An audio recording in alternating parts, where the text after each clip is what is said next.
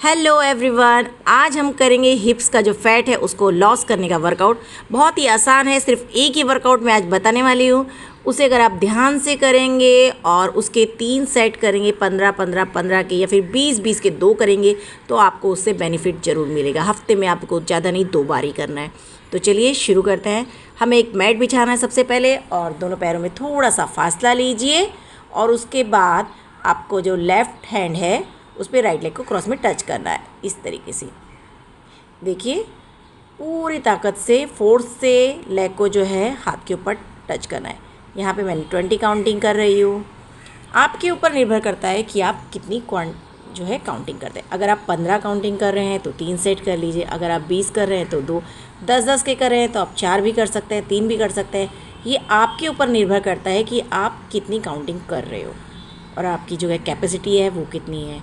ये जो है बहुत ही इफ़ेक्टिव है। आप इसे करेंगे हफ्ते में 2 बार तो आपको लाभ ज़रूर मिलेगा। आप करके देखिए। मेरा भी जो पहले है हिप्स का पार्ट बहुत ज़्यादा हैवी था। कुछ एक एक्सरसाइज ऐसी हैं जो इसे मैंने नियम से रोज़ किया है और मुझे लाभ मिलना शुरू हो गया है।